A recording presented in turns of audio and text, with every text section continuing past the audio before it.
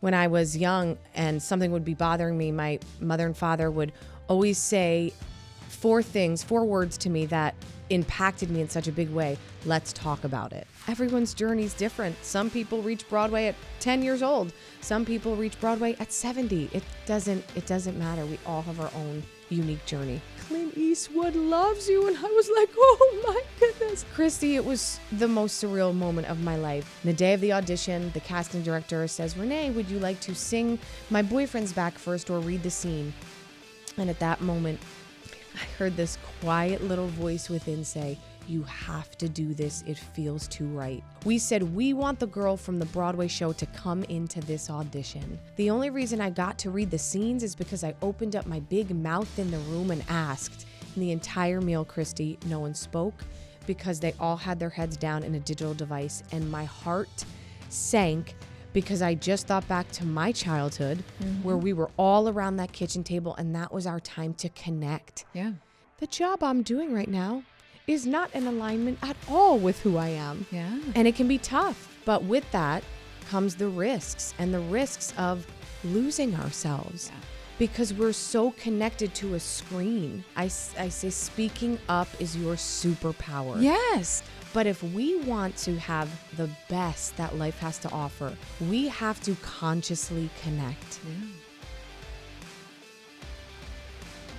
Well, welcome back to another episode, everybody. If you're watching this on YouTube, you will see that I am on location in Washington, D.C. I came to Washington, D.C. to interview a very special guest that I have in studio today. I have Renée Marino in studio, and I had the pleasure of attending my first Aspire event yesterday, and I got to see Renée in action. I got to say, from all the content that I've consumed online, you guys know how much research I do to get to know my guests. Just seeing her and experiencing her in person, she is so genuine and so authentic. And it was the reason why I wanted to bring her inner story and her work to all of you. But just, you know, the energy and being there and watching her do her thing on stage, like you have to see it. So before I start the interview, let me give her a proper introduction. Renée Marino is an international keynote speaker, connection expert, best-selling author who can be seen as the female lead role Mary Delgado in the movie Jersey Boys, directed by Clint Eastwood.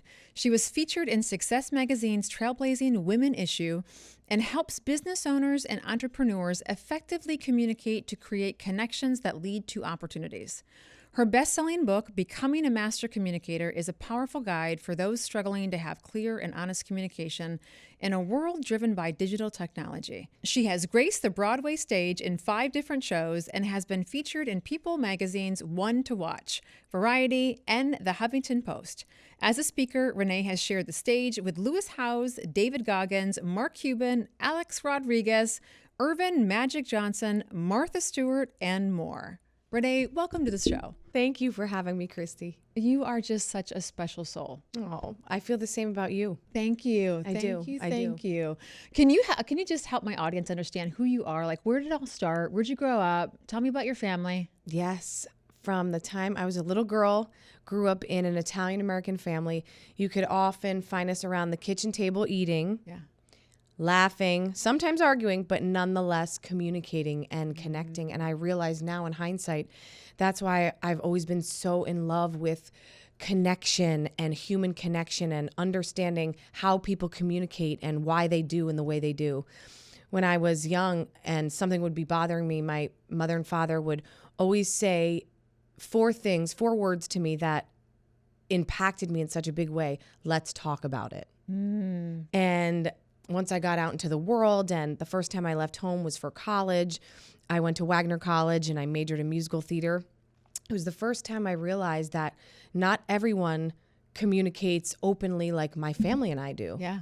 My roommate happened to be more of an introvert. She didn't like to talk about her feelings. So I started to gain this understanding and this experience of learning, wow, everyone communicates in a different way. And from the time I was 5 years old, I was in love with dance. I was in dance class, tap, jazz. I was sassy and didn't want to take ballet until I realized that it made all of my other dance much stronger because of the technique. And when I was about 8 years old, Christy, my best friend at the time was doing community theater. And I didn't even know what that was, but my friend Betsy was doing it, so I wanted to do it.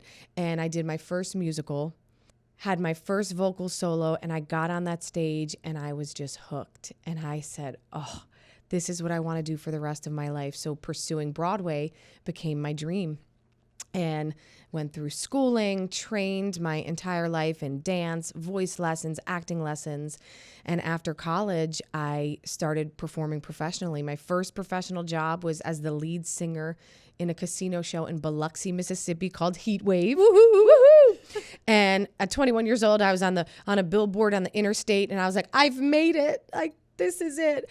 But I will tell you one moment. That is freaking awesome. It was a billboard amazing. at 21. Yes. Seriously. Yes, That's a Heat big Wave. deal. And I was like, Yeah. with my co-stars. It was so beautiful. And my family drove down and they were like, oh my goodness, taking pictures. And here's my family from New Jersey. My family was very middle class. My father worked so hard in a factory his entire life. My mother worked in a nursing home and she was a hairdresser. So for them, this was like unheard of. And they were like, Biloxi. First of all, they thought it was Biloxi when I told them I got a job. And my mom's like, Biloxi? Where's Biloxi? Like, I had no idea. Yes. So I did that at 21 years old. And I'll never forget getting my first paycheck. This was me doing my hobby. And now I got my first paycheck and it was surreal. And I called my mom and I said, Mom, can you believe this? I'm getting paid to do my hobby. And it was just like the best feeling in the world. So from there, I toured the world on several national tours, the 25th anniversary tour of Cats, the musical, Jersey Boys, Disney's High School Musical, when that was really big, when the movie came out. We were the first stage version. And all that time that I was on the road, 3.5 years, it was incredible seeing all over the world, getting to do what I loved. But I knew that I still didn't reach my dream, which was to be on Broadway. And it's a tough industry. It's a tough industry. It feels so personal. It's not always the most talented person gets the job. It's the one who fits the bill. I could be the best dancer in the room, but if they're looking for someone 5'9" and I'm 5'2", I'm not getting the job. Yeah. So it can sucks. it can be really brutal. So it was so key to be grounded in who I was and to know that I'm more than the rejections, because trust me, there was a ton of rejections. I'm talking thousands and thousands throughout my career. And I had to learn to develop, as they call that, thick skin, and to move past the rejection, take the lesson and keep going. So after touring, I came back to New York and I said, I'm ready to pursue my Broadway dream. And I auditioned, and my first... How old were you? I was at this time, let's see, it was 2010. I was about 26, 27. Yeah. And some people can consider that later in life to get your Broadway debut, but everyone's journey is different. Some people reach Broadway at 10 years old. Some people reach Broadway at 70. It doesn't matter. We all have our own unique journey. And for me, it was West Side Story, the revival, and it was one of the most incredible experiences of my life. And I'd go on to do 5 Broadway shows from there. And one of those shows was Jersey Boys. And in 2013, I was playing the role of Frankie Valli's wife, Mary Delgado, in the musical. And one day I'm on stage and I look out into the audience, and who's staring back at me but the legend himself, Clint Eastwood. And I said, whoa, that's pretty cool. I mean, on Broadway, you get lots of celebrities. And you saw him. Big names. And I saw him. Yeah. He was just 10 rows back. Yeah, and I was like, oh, wow, it's Clint Eastwood. So went about the show. We all met him afterwards, said hello. And then a few weeks later, we got word that he was going to be directing the film version of the Broadway musical. And truth be told, Christy, I didn't even think twice about it, because I said, they're going to hire A-list celebrities out of Los Angeles. Marissa Tomei is going to play my role. Like, didn't even think about it until they started calling people in from our cast to audition, and they were looking for someone to play my role of Mary Delgado. So at that time, I called my agent and I said, listen, I'd love to just get an audition to be seen. And an audition is just like an interview. And a few weeks go by. My agent calls me and she says, Renée, I'm so sorry. I don't know what the problem is. They said they won't give you an audition for Mary Delgado, but they'll give you one for one of the smaller roles, one of the angels who sings My Boyfriend's Back.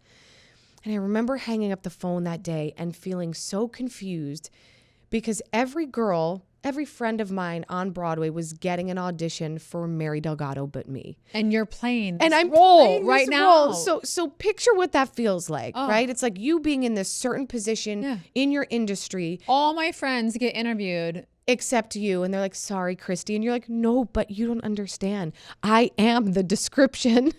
So it was really playing mind tricks on me. And I took that day and I'll never forget. I hung up the phone and I started crying and I was so frustrated. It's so important to feel your feelings. And I was like, God, what are you trying to tell me? Is this not the industry for me? If I can't even get an audition for a role I'm currently playing at the highest level I could be. What is this message? Then something's wrong. Exactly. What's the message? So after a little while, I'd say it was probably an hour or so, I cried. I communicated with myself. I then threw my hands up, literally and figuratively, and I said, Renée, what am I going to do? I'm still going to go in and audition for one of the angels. The day of the audition, the casting director says, Renée, would you like to sing My Boyfriend's Back first or read the scene? And at that moment, I heard this quiet little voice within say, you have to do this. It feels too right. And I looked at the casting director and I said, you know, Jeff, I was really hoping to come in and read for the role of Mary Delgado, not having any idea what he was going to say. And he could have said, absolutely not. Yeah. We don't think you fit the bill. And he looked at me and he said, I was just thinking the same thing. I said, amazing, great. So I did the Mary audition that day, but this is a little funny piece of the story. After I said, yes, this will be great, I'm going to do the Mary scene, he said, well, listen, if you'd like, you can do the Angels audition today, and if you need more time to prepare for Mary, you can come back another day. And in my head, I was like, oh, heck no. I'm not leaving this building until I do that audition. So I said, no, that's okay. I'll do it today. Left there feeling so grateful to the point that before I got to the subway, I passed a church, and I grew up, I was raised Catholic. Now I like to say I'm much more spiritual. I believe in God. I pray. But I passed a Catholic church and I said, I'm going to go in and light a candle. And I did. And I just said a prayer of thanks. Like, thank you so much for the opportunity, because that's really all I wanted. Yeah. Once that film came out, I wanted to know I gave it everything I had. Yeah. And I went back to 8 shows a week on Broadway. A few weeks later, my agent calls me and she says, Renée, you're Mary Delgado in the movie. Clint Eastwood loves you. And I was like, oh my goodness. Christy, it was the most surreal moment of my life. I had never been on TV. I'd never been on film or TV set before. So it was all brand new.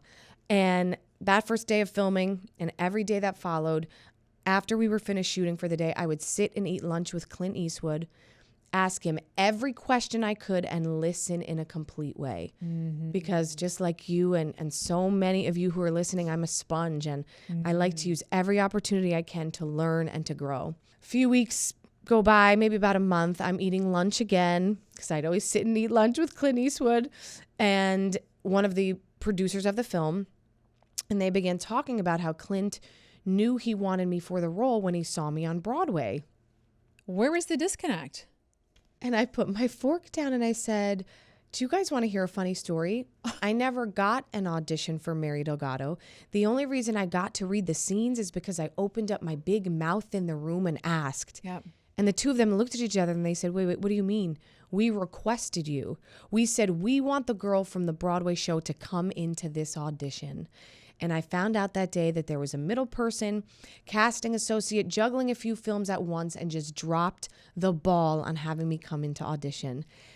And for me, it was such a lesson and such a representation of the power of communication and speaking up. Because if I didn't in the room that day, I could have missed my once-in-a-lifetime opportunity. And how many times does that happen to us in our lives where we overthink something and we say, oh, I don't want to say something. I don't want to rock the boat. Or that person is on a pedestal and I don't want to bother them. And we miss out on opportunities. So for me, it was such a incredible time of my life because not only was I getting to play this incredible role in a major feature film, but I'd come to find out later, I discovered this years later, that the purpose of that all was for a bigger meaning. Yeah. It wasn't just about me as an actress and gaining this role. It was about sharing this message with the world, which is why I'm doing that now, because I believe everything in our lives starts with communication. And when we learn to master this skill, we become limitless. Oh my gosh. Thank you Yes. for sharing all of that. Yes. That was so beautiful and so complete. Yeah. So complete. So do you act anymore? I have not actively auditioned Yeah. in the last 5 years when I started my company, because after the film, Yeah. I lived in Los Angeles for 3.5 years. I did a TV show out there, commercials. I wrote and performed my own one-woman show. Yeah. I spent a wonderful, wonderful time there. I loved living in LA. My husband and I got to the point where we said, we're ready to move back to the East Coast. I'm from New Jersey, both of us. We wanted to buy a home. And I was ready to come back to the community of Broadway. I love my Broadway community. So we moved back and I started doing Pretty Woman, the musical on Broadway. Oh, right. It's like, it was one of my favorite movies. I'm like, this is great. Oh my gosh. Yes. So with that show, it was a new experience for me, because not only was I acting, but I was also on the other side of the table as well, because I was the dance captain. I was assistant to the choreographer. So I was also in charge of auditions, teaching other people the choreography, giving notes to the cast. So all of a sudden I had this new perspective of the business where I was like, oh, this is how it works. It isn't only about the actor or the actress. It's about the role and the spot we need to fill and the business side behind it. So while doing that musical, I started writing my book on communication, because I saw a need for help in this area. And I knew that I wanted the book to be about communication, but communication so broad, right? Yeah. Until I was out to dinner with a friend of mine. We were catching up, and next to us sits a family of 5, a mom and dad, teenage son, and 2 young kids under the age of 6. And the entire meal, Christy, no one spoke, because they all had their heads down in a digital device. And my heart sank, because I just thought back to my childhood where we were all around that kitchen table, and that was our time to connect. Yeah. And I thought to myself, this is what the book needs to be about. So while I was doing 8 shows a week on Broadway, I'd get off stage and the crew guys would let me use their room, and I'd be in hair, makeup, and I would write. And I began writing that book. So when that show closed, I had this sense again within me, my gut instincts that said, Renee, you're ready to activate your other gifts. And I decided to take a course through Tony Robbins and Dean Graziosi to start my own business, not knowing what that was going to be about. I didn't even truly know what an entrepreneur was, but I knew that I wanted It was your path. Yes, and share this message of communication. You'll figure the rest out. That's it. Step out on the path. That's it, and that's what I did. And I started taking the course every day. I would wake up and do the lessons, and a month later, the world shut down. It was COVID. So it was divine timing where I wouldn't have been able to perform even if I wanted to. And that was 5 years ago. I started my business, and now I'm helping business owners, entrepreneurs to communicate effectively to create those real connections that lead to opportunity. Yes. Well, I know that, you and I feel like we have a similar communication style where we're very direct and we're very open and we pick up the phone. I'm a terrible texter because it just takes so much time. I'd rather leave a voice message so you can hear my voice. I do have that driver side, and I don't ever want it to come off that way. And so I always try to tell people, like, hey, my text could be perceived as short. It's probably just because I wanted to get back to you, and I got like 30 seconds, I got 10 seconds. But if I can leave a voice message, it's crazy how that will change everything. Yes. I mean, I'm a totally different person and all of that. But when I was reading your book, I loved. Like, you told a story about your dad. Like, you came home, I don't know what club it was, but anyway, they made you felt like you had to change who you were. Yes. For acceptance. And your dad saw it all over your face. Right. And you just mentioned a moment ago about how you felt during that moment with Clint Eastwood, and you had a good cry. I feel like the world is emotionally constipated. Oh, It's like we're not allowed to get it out. And, you know, I can cry 1 minute and then go right back to, but it's like, my gosh, just like, let me get it out. And I love that your dad, I love that he saw that. I love that you guys talked about it. And he told you, like, you don't have to change for anybody. Yes. You don't have to do this if you don't want to. It was like, like, what a trajectory just to have that line of communication at home. Yes. And that was the example I had. And my father, my mother, my grandmother lived with us growing up as well. So I had 2 moms essentially, and my brother. So there was so much love, and there was so much open communication. And that story you're speaking of was when I was about 12 years old, and I auditioned for an all-girls singing group called Just Girls. Woo-hoo. So creative, right? Just Girls. And they wanted to hire me as the lead singer.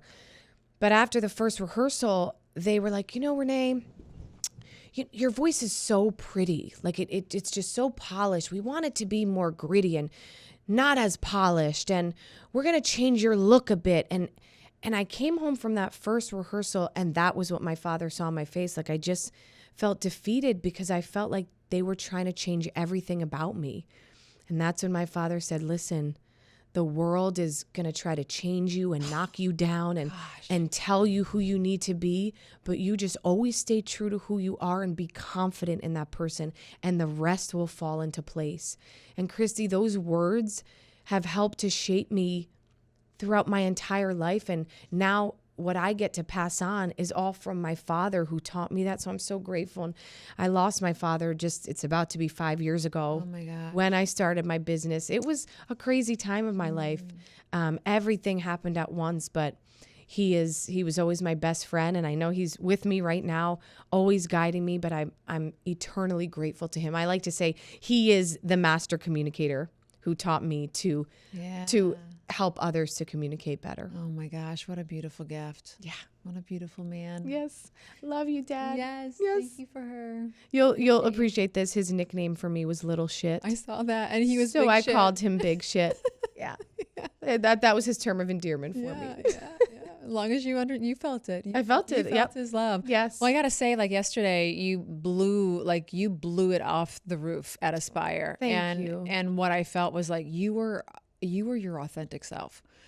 You did your thing up there. You did this kick at like the most appropriate part. I think I put it on social media and my stories, because like you just did your thing, and I was like, oh my gosh, she just like it was like she did the splits but standing up. Like that was like that. I can't do that laying down. That was amazing. If you wanted to sing, you'd carry out a note. I mean, it was just like I was like, she is just being herself. And I had heard a quote one time that never left me, and it said, to be the person that you're not is to waste the person that you are. I do coaching, and I launched this pilot group this year to go, okay, well, like what's the program going to be like? What am I coming out in 2025? And of all the conversations that I've had, and most importantly, reflecting on my own journey, but just seeing like, was this Christy's journey, or is this a lot of people's journeys? I see that like 5% of people are living their truth. Oh, and they may think that they're living their truth, but they don't really know that they're not living their truth. And so it's like, what did my mom want me to be? What did my dad want me to be? All of these things that it breaks my heart. And so through the work that I do, a couple of the steps is helping them understand who they are. And then also giving them the support and the permission to be that, right? And you may, and also letting them know what that will look like too, because people won't understand possibly at this stage of life. You may have to lose some people. You may have to do some rearranging. But when I picked up your book and it was, all about communication, I'm thinking like, how many of my clients need to read this? Like the piece that surprised me that I love that you have in there was communication with self, right? Like most important. Like, how am I feeling? Who do I want to be? Who am I? Does this feel aligned? What's happening? Yes. Can you talk a little bit about that? Yes, I would love to, because it's the most important communication we have.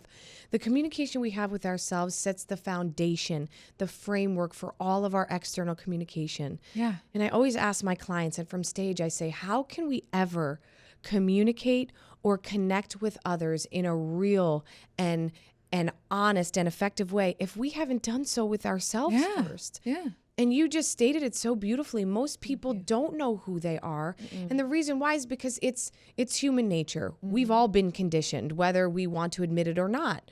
And that's okay. Our parents, I would like to believe, for the most part, always have our best interests at heart. And they're also humans, operating from their human brain and from what they learned from their ancestors. So everyone's doing the best with what they have and under the circumstances. Yep. But with that said, we are conditioned. And if we don't take that time to sit with ourselves and get clear on what makes us happy, what makes us feel fulfilled, what makes our bodies light up and connect with our gut, then we aren't going to know who that real, authentic self is. So that's why communication with self is number one, no matter if I'm talking to financial companies and I'm doing a company training with them, whether I'm speaking on stage, whether I'm speaking to young high school students who I just recently spoke to.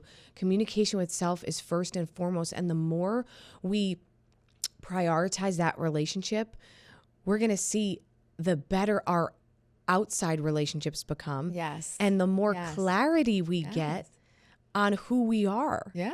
So then it's not, we're just following that person on social media who says, if you want to appear confident, you have to do this. Well, I have a better one. Sit with yourself, put pen to paper, ask yourself, how am I feeling? And then take 5 to 10 minutes and write.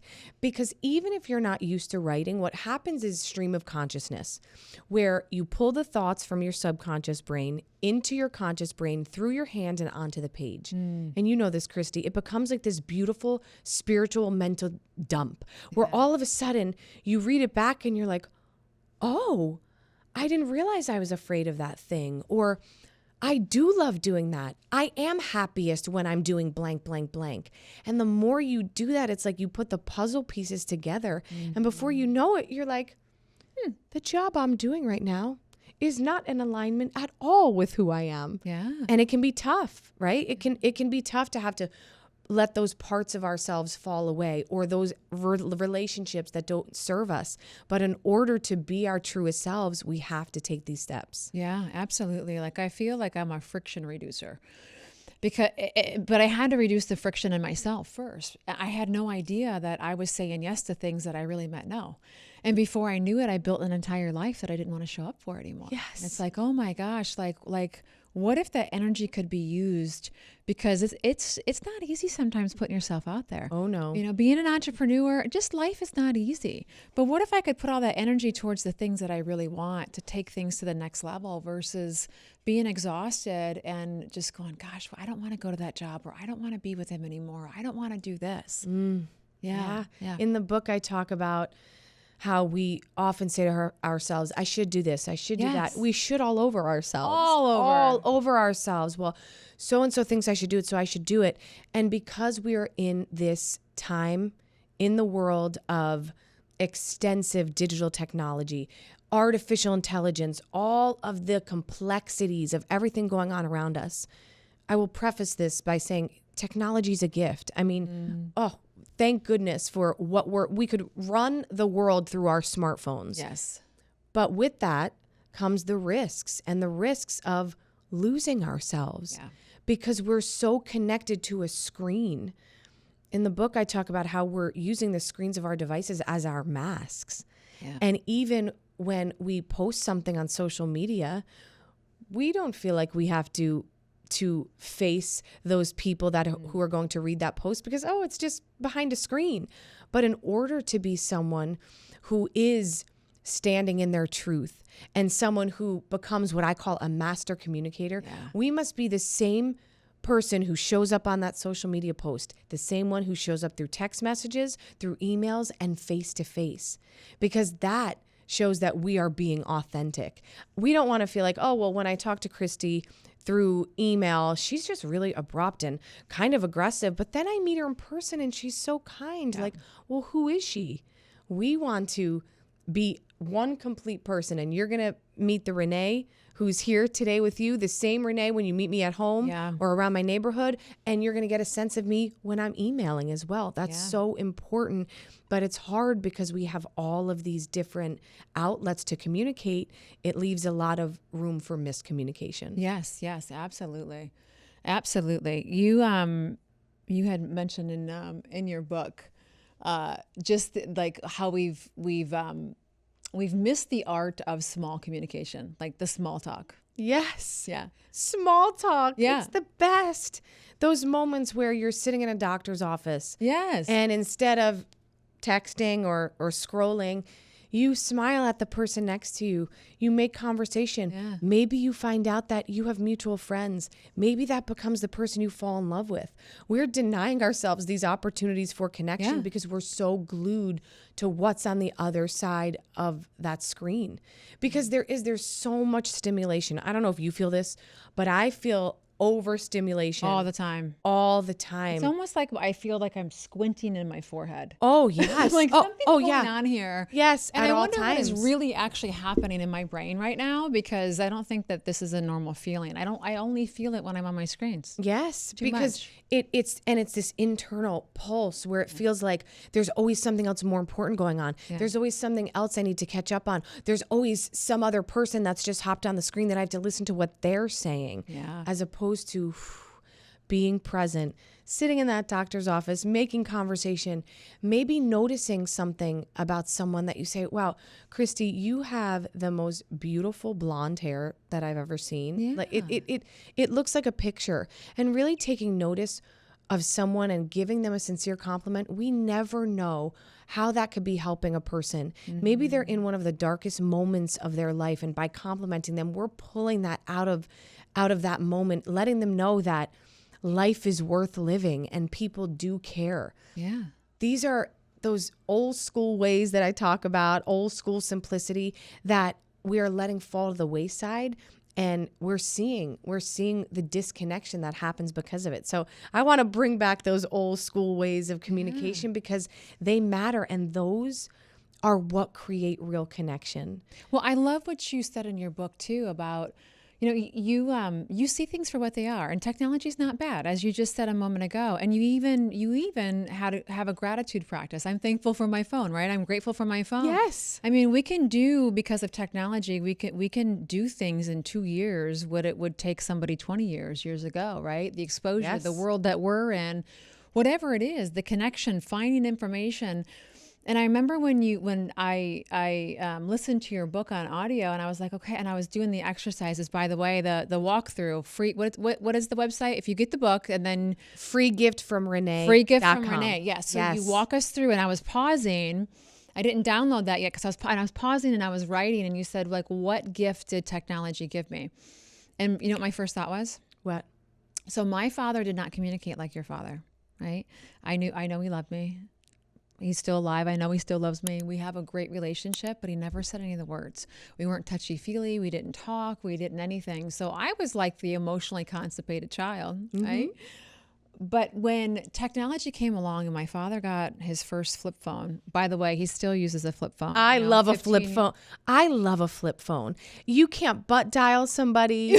You can't, because I butt dial so many people. Okay. That's so funny. And I always say, I think I want to go back to a flip phone because then it helps you out. Yeah. It's like a little assistant. Exactly. But you know, his communication and text, like I think it was the first time that I remember hearing him say he loved me.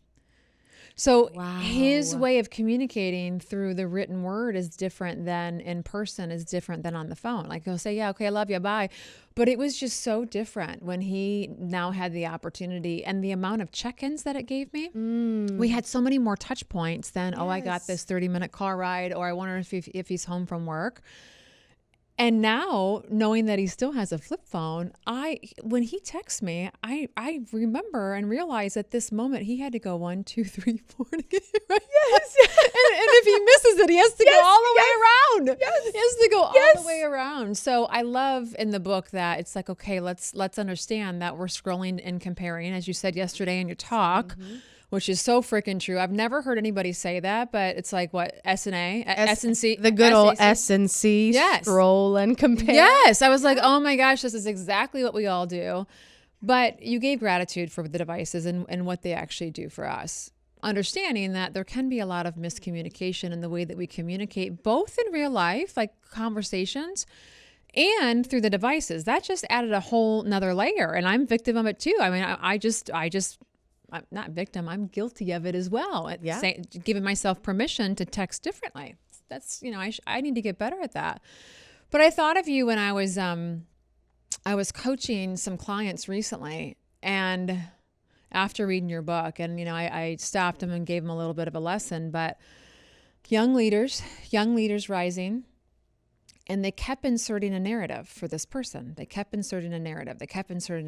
Nobody took the time, young leader. And I said, well, you should go make a relationship with her. Go invite her to coffee. You should create a relationship. And she kept not doing it. I'm like, okay, there's a block there. I wonder why she's not doing this. And finally I was able to figure out that she doesn't get close to people she works for. And so saying, communication error, create a relationship with this person, she thought that she had to spill a lot of her personal information, right? Communication error.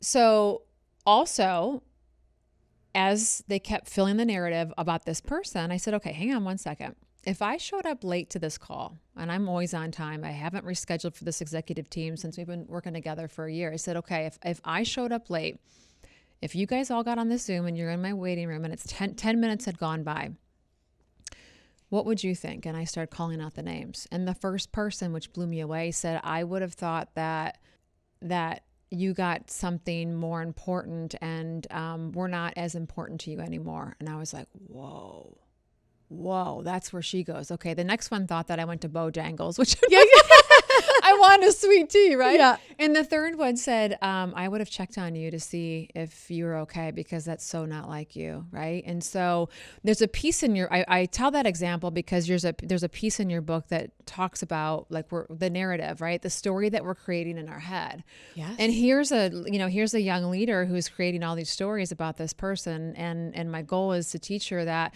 we don't really know. We don't really know. And the longer we do this, the longer this thing's going to be worse, because we're just getting more mad and more upset. We haven't had a conversation with her at all. And that's where speaking up comes into play. I say speaking up is your superpower. Yes. And think about how often, in the book I call it the 3-act play. We go through the 3-act play in our brains where we, for example, Christy, I text you and I'm like, Christy, are we still on for this podcast interview? And I don't hear from you. And a day goes by, and instead of maybe picking up the phone or sending you another text, I start ruminating. Yeah. The 3-act play, that rumination that we go through, like a 3-act play that's long and drawn out and drama filled. Yeah. We start to create the stories in our head. Christy doesn't want me on her podcast anymore. Yeah. You know what? Maybe it's because she found someone better. I can't believe this. I can't believe she asked me, and then now forget it. You know what? Forget about Christy. She's not worth my time. And before I know it, I've ended our relationship without even asking to speak up and pick up the phone and say, hey, Christy, I just want to make sure you received my text message. How many times does that happen a day, though, right now? All the time. Yep. And this is what happens is we waste energy. Yep. And the one thing we can't get back in our lives, we waste time in rumination. When it comes to texting, I call it assumption animosity. Animosity from what one assumes to be true. Again, you text someone, they don't text you back, and then you assume they're ignoring me. So I'm going to text back and say, well, how dare you, Christy? And before you know it, we're in a texting disagreement and we haven't even spoken. This is the problems that arise when we don't speak up and we don't say, hey, I'm just a little confused. I feel like there's a miscommunication, because 9 times out of 10, within 3 to 5 seconds, the problem's resolved when we communicate effectively about it. Yeah. But because these outlets that we have are, again, so wonderful, but they give us little outs. I don't have to face Christy and tell her about how I'm really feeling, because I could just text it or I'll send a quick email. But if we want to have the best that life has to offer by being master communicators, we have to consciously connect. Consciously connect. And that means I give this to my clients. You know, I have a 7-step connect method. And one of the pieces that I offer them is this is under the step 2, which is owning who you are and stepping outside of keyboard confidence and into all around confidence. And what I share is to ask yourself 2 questions before you send out a text, an email, or a WhatsApp or a social media post. Would I be comfortable saying this in person? Ooh. Would I be comfortable saying this in person? If the answer is yes, great. Send the text, send the email, you're good. Yeah. If the answer is no, rewrite it in the way you would be comfortable saying it in person. And then number 2, does this message match me and my intention? Does this message match me and my intention? So we are all so fast nowadays. We have a million things going on. We're sending the email, we're sending the text, we're running out of our house, grabbing our lunch, the kids are calling us. We miss the mark sometimes on our communication. Instead of hitting send on that email, give yourself the power of the pause, 1 or 2 minutes to read back over what you wrote to make sure that your tone matches your intention. Maybe you need to write a thank you with an exclamation point instead of just writing your name. We want to take this extra time because our relationships matter. Yeah. So when we do that, we're connecting in a conscious way, and we're taking out and avoiding that miscommunication. Yeah. Yeah. I sent a text on the drive here. Somebody had texted me last night that I met at this event, and it was a beautiful message that they had sent. And I thought, you know what, my head's somewhere else right now, but I want her to at least know that I saw this. And so I wrote her back and just said, I'm on my way over here. I will text you when I'm done, but I wanted you to know that I saw your message and I appreciate you so much. I'll text you when I get to the airport. Like, at least acknowledge, right? Like, this is a work in progress for me too, but instead of letting 6 hours go by, let me at least, instead of just hearting it, like, let me at least do something to let you know how much I appreciate you. I love that. Yeah. That was perfect. Perfect communication. Thank Christy. you. Thank you. Here's your example, everybody. Miss Christy Cool. That's why she's cool. Well, I'm a work in progress too, and all We of all this are. is not perfect, and We all so yeah, I would be remiss if I sat here trying to make it seem that way, and I feel like that's kind of what's wrong with the world of personal development too. That's why I was so attracted to you, is you just, like, you're so real, you're so authentic, you're so committed to all of this. Can you talk a little bit about the work that you do with businesses? Yes. I love working with businesses. I just trained a financial company, and it was so great. They did an offsite out in Hershey Park, and I actually brought my mom with me so she could spend some time. And everything in business starts with communication. And this is why I love what I do, because it doesn't matter what industry you're in. It doesn't matter how many employees you have. It's all about communication. Yeah. And what I mean is, you can have the strongest systems, tools, operations in place, but if you don't know how to communicate and connect effectively with your team members, with your potential clients, your customers, none of that stuff matters. Yeah. So when I go into companies to train, we go through my 7-step connect method, and we break each piece down. We talk it through. We work through the exercises together. And the best part is, it's about how we're communicating. Yeah. It's so nice for these team members to have this open communication where I make sure to keep it collaborative. That's just my personality. Yeah. It's not just me up there training and speaking. No. Nobody learns that way. No. Nobody learns. No, we need to open up the floor. Let's talk about our struggles. And I want to share this with you. We went around and we were talking about owning who you are. Yeah. And how so often in our society today, people are just showing their strengths. They're just showing the wins. They're showing the highlight reels, for lack of a better way to say it. And it is so misleading, because we are all human beings. Yeah. By nature, we are imperfect, and we're missing the mark on sharing those imperfections, because that is what humanizes us and connects us. Mm-hmm. So we went around and we talked about sharing something that we look at as a strength, and also what I like to call an area of opportunity for growth. Mm-hmm. And we're going around, and the owner of the company, such a wonderful man, his name's Doug, he said, he very vulnerably shared that he always looked at the fact that he never graduated from college as a weakness and something that he was always uncomfortable talking about. Like, he's like, that's just something I just have always avoided. And I looked around to every other team member and I said, do we all think that the fact that he didn't graduate from college is an area of opportunity for growth or something that he should hide? And everybody was like, no, that's a strength. I said, Doug, what you just shared is one of your strengths, because look at the success you've had and all of the lives you've touched and the hugely successful companies you've built without even graduating from college. And you think that's a weakness? Actually, I want you to flip the script and recognize that's part of what makes you so wonderful. And that's the part of the story you need to start telling, because that's going to inspire other people who maybe don't even have a high school diploma or also don't have a college degree. That gives them the permission to understand that that's something that they need to be proud of. Mm-hmm. And he sat there and he was like, oh my gosh, like I never thought of it that way.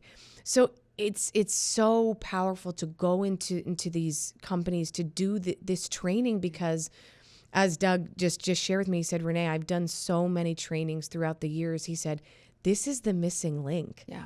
These are the foundational pieces, because again, communication's so broad. Yeah. Communication experts can come in and talk about the specificities of the words you need to use to appear. That's not what I do. No, that's not what I do. Yeah. I talk about the communication of creating real connections, because those connections are what lead to opportunities. So these company trainings are wonderful. And now I'm going to go in quarterly. I did the initial training, and now I'll be brought in quarterly to go back through the exercises, check in with how everyone's doing with implementing. And it's just extremely, extremely beneficial. Oh my gosh. And you know, what you just gave that man back, or gave him for the first time, you know, I'm sure you eased a burden. That's what I hear. Yeah. Like a weight that was hanging over him, thinking that he wasn't enough. So once that's released, like, I wonder what he's going to do next. Oh, right. I can't wait. I wonder how fast this thing, right? Like, like how heavy that had to be. And that wasn't even your intention. No. Wasn't your intention at all. But all that came out, and you're equipped to deal with that too. And that's another thing. Sometimes these people go into these businesses and you're so not that person. When things come up, they just kind of let it go, right? You could have totally let that go. Oh, yeah. Right? No. Like, how does that relate to communication? But you can see the big picture. And what's so great about that, when I do these trainings and it's so collaborative, that communication, getting them to communicate verbally. A lot of people are introverts. They're not used to speaking up, and that comes up a lot in these trainings. I had 3 of the team members say, yeah, speaking up has always been a struggle for me. So the fact that we are speaking up through this training, things are revealed. Yeah. And that's what's the most powerful about it, is that we are communicating, whether we realize it or not. It's like they're subconsciously becoming better communicators just by doing the training and having to share and do the exercises and get in communication with themselves. I would imagine, if I could make a prediction, they're going to start communicating things in front of you that they're not comfortable communicating, right? Like, I feel like you're going to be the catalyst and the safe space for them to be able to have conversations that they haven't had before. Because you're teaching them. You're right. Yeah. Christy, that's crazy you say that, because at the end of the training, one of the girls, we were finished, and she was like, I would like to say something. And she said, I just want to tell you, to the owner of the company, I just took this test that you wanted, that I needed to take, and I know that I haven't passed it the past few times, but I just need you to know that I am putting in all the work, and I am putting my heart and soul into this, and I will pass it. I'm going to pass this exam the next time around, and I want you all to hold me accountable. And I mean, look, I could cry thinking about it, because you're right. Yeah. She would have never. It was like bubbling up within her. She hadn't said it. It consumed everything probably in her life and work too. Yes. And she came out with it. Yeah. And we all supported her. And of course, her leader was like, I know, I trust you, but trust me, I'm not concerned that you didn't pass the first 2 times. You're going to pass this time, and we're going to help you. And she was in tears, and it was this beautiful moment of connection and communication. And that's why I do it. I'm like, yay, Like, this is Yeah. what it's about. Yeah. This is what it's about. It's not communicating to sound a certain way, to put on a certain mask. No. What I teach is the communication to take off the mask, to help Yes. you step into who you are, Yeah. even when it's scary. And one of the greatest lessons I learned from Clint Eastwood on that film set, not many people have heard this, but when we were filming the big breakup scene in the movie where Mary and Frankie are calling it quits, we do the scene once, and then Clint was like, all right, now I want you to really give it to him. And I'm like, okay. So my character, she's drunk, she's pissed off. I mean, it's heated. And we go back to do the scene again, and I'm walking up the stairs and I start the lines and I'm like, you show up for a couple of days and you think that makes you a father. And out of nowhere, Christy, I start screaming because I forget all my lines. Poof, leave my brain, like gone. A few seconds later, I pick it back up. We finish the scene. They yell cut, and then Clint's like, now that was it. And I go, Clint, but I forgot all my lines. He goes, I don't care. It was real, and it was raw, and that's good. When I was filming with Meryl, and in my head, I'm like, oh my God, he's talking to me about Meryl Streep. He's like, she wanted to be perfect and do 1,000,000 takes of her scenes until I filmed a rehearsal take, and she realized how raw and organic it was. She never did millions of takes anymore. And it was the first time I learned about the gift of imperfection. Yeah. Where I lived a whole life of perfectionism, being a performer and being so hard on myself. Oh, yeah. I mean, they're like telling you have to fit in this box and it has to be, Yes. And then you start sizing yourself up against other people and why they choose her. Yeah. Yeah. And to hear it said in that way, I realized in that moment, oh, you know what? When people are arguing and they're a little pissed off, sometimes you forget what you're going to say. So that's normal and that's natural. And from then on, I like to say I'm a reformed perfectionist. Yeah. And I get to share that gift with others. So going back to what I just shared, in that moment, she felt the permission to be imperfect. And that probably allowed her to create a stronger connection with her team than she could have ever imagined. Oh, yeah. Yeah. I feel like the world is seeking permission. Yes. They really are, to be able to step in to their authenticity, the permission to communicate, the permission. And I just think like how you and I are both very open communicators. How many people are carrying things around that they aren't saying? Like, how heavy is that? And is that where autoimmune disorders come from? Like, are we killing ourselves from the inside out because we've just lost the ability to communicate for whatever reason, or we were never taught that? And what I hear you saying for these businesses is you gave them a system, essentially, whether you realize it or not. And that's a great thing in life. And that's a great thing in business. Like, you have an incredible body. I'm sure you have a system for the way you eat. I'm sure you have a system for the way that you work out. As you know, I was just interviewing Eddie Wilson. You were on his stage yesterday. And we, everything he does is systems. And systems are a great thing, I think, for so many pieces of life, especially when you're going into businesses and teaching them something, or you're learning something new, because you go, oh, shoot, I'm in this situation with this person. I wonder what her communication style is. Oh, boom. Let me print off Renee's worksheet. I did this. Okay. So if she's this way and I'm this way, where's the gap, right? And how do we fill that gap? And so I love that your book is turned into a system. Yes. And you're teaching that, because that's how things can live on forever too. And you can just have a book, or you can change people's lives.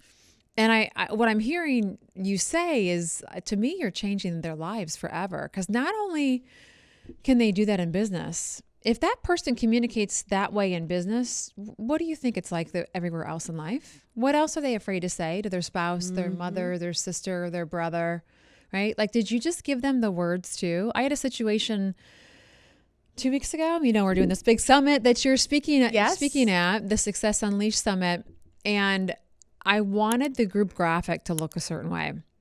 And so the marketing company that's doing it sent this graphic to me, and I'm like, this is not representative of the work that I put out, right? Like, this is not excellent. And I'm like, why is this not excellent? Why don't I like this? And so I didn't know the words, and it's hard for me to communicate with people that these guys have put so much effort into this, and they're doing an incredible job, but they have a vision too, and they're creative, right? Yes. And so everything means something to them. Yes. And I love that. They're so passionate about it. And so I'm like, I don't know how, I love this. I don't want to hurt anybody's feelings. So I went and found an example that I loved. And I was like, I love what you guys have done. I really like how uniform this one looks. Well, that's the only words that I knew. And I gave it to them and they gave me their version back and it was not anywhere close. And I'm like, okay. So I have a new assistant who's got this great mix of creative and marketing, did a big internship at Apple, but she also is great with details. And I was like, her name's Christy too, spelled the same way. Oh, wow. I said, Christy, I need the words. Can you help me? I don't know I don't know. And I said, why do I like this so much? Because all I was saying was like, I want it to look like this, right? Like to me, how hard is that? Like just make it look like this, but I'm not giving them anything. And she goes, well, you like it because everybody's headshot is straight on. The one they gave you, some people are like this. And so the spaces aren't uniform for that reason. Also, it's brighter because around the edges of their faces, it's lighter. So could you tell them this? This is what you need to say. And she wrote it out in text. Basically, can you find shots of everybody looking straight on? Can you make the image brighter and push the dark purple out to the edges? Dude, boom. Done. Boom. Done. Yeah, boom like that. That's it. And so that's like, to me, going in and doing the workshops, you can write a book, you can have the forums, you can put people through the exercises. But when you take them through real life examples and to help them with emails that they have to write right now or showing them how I know you meant this and I know you meant well and I know, but this is how you can do it in a way to get the result. And oh, by the way, after you go through the reps, here's your system. Yes. Like that, you just like, you came full circle. I don't know if I'm sure you know that, but I just have to acknowledge that. I appreciate that. Now they can do it on their own too, which is the goal, right? Yes. Buy a fish, give them a fish, teach them how to fish. Exactly. Eat for the rest of their lives. Yeah. Yes. Yeah, no, it's true. And once I created and wrote the book, getting that out into the world, and then now really bringing this connect method to companies, to people all over, and the workbook that comes with it. It's so great because, as you know, I'm very a big proponent of writing. Yeah. Writing, putting pen to paper. Talk about that for just a second. Yes. Oh, writing. It's part of that, what I call that old school simplicity way of communicating. By the way, in your book, when you said pull out your paper calendar, I'm like, I didn't think I could love her anymore. Yep, but yep. Paper calendar. Yep. So old school. Yeah. So much research shows how powerful writing is. Cognitive scientist Daniel Willingham notes how students remember what they think about. And when they're writing, they are thinking about formulating the letter that formulates the word, that formulates the sentence, which allows them to lock it into their brains. Think about how when we type, most of us are doing it mindlessly. I know I am. I could be watching a whole show and I'm typing. Yeah. But you don't do that with writing. With writing, you have to consciously connect. I never thought of that.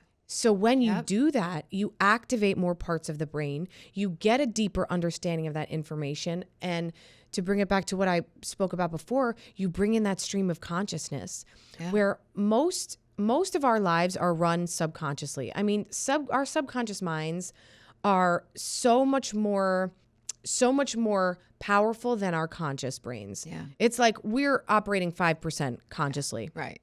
So we want to really tap into what's going on subconsciously. Like you had talked about, what are the narratives? We're telling ourselves we can't know that consciously. Nope. It's from that subconscious brain. So really putting pen to paper is so important. So with my Connect method, I have a workbook where you are going to put pen to paper to write these answers because it's only going to serve you. It's only going to help you. Yeah. And it also unconsciously makes us slow down a little bit. And we need to slow down. We need to calm our nervous systems down because they are in overdrive. They are hyper intense because of everything that we're doing. Yeah. So writing is just, I am the proponent of writing, putting pen to paper. Yeah. Me too. Did I hear, I think in your book, you have a sister-in-law that's a teacher or somebody? Yes, she's a guidance counselor. Oh, guidance counselor, yeah, for 10 years. So is it true that they don't even teach cursive anymore in school? They don't teach cursive. Christy, it upsets me so much because I love writing in cursive and I'm lefty too. You are? I'm lefty, yep. So I remember being in school and like writing was my favorite subject, and like English and like writing my R a certain way. And when I was all those years dreaming of being a performer, like how am I going to sign my name? Right. And now as an author, like using that same R like that. Oh my gosh. I think it's a language. It's beautiful to learn cursive, and no, they don't teach it. Oh, heartbreaking. It is heartbreaking. Yes. Oh my gosh. I have really enjoyed this time together with you. I could talk to you all day long. All day. Really. This podcast is called Keep Rising. I want everybody to know that you're so much closer than you think. Do you have a message for the audience as it relates to that? Anybody that knows that they're on the right path, but it's hard, that may want to quit? Yes. Know the 4 of the most powerful words the human spirit can hear and understand. You are not alone. Oh. Understand that those people that you may admire on social media or off, that you assume have it all together and they get it, they are struggling too. Yeah. And when you understand that, it gives you the permission to then feel your feelings, to be unsure, to be confused, because experiencing all of those emotions, that's part of the journey. Yeah. And that's part of what makes this an amazing school of life. I like to say I'm always in school forever, and just keep showing up. Just keep showing up in spite of the fear, in spite of the tears, in spite of the confusion. And as long as you keep showing up, putting your best foot forward, communicating with yourself, you will get to that place you want to be, and enjoy the ride.